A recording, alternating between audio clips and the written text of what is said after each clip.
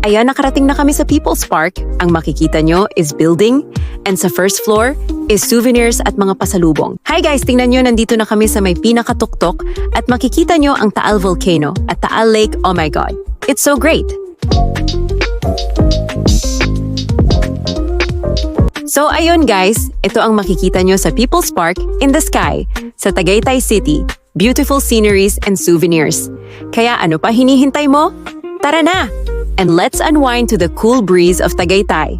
Bago magpatuloy sa next stop, syempre hindi mawawala ang picture-picture with the fam. Special memory din ito para sa aking aunties.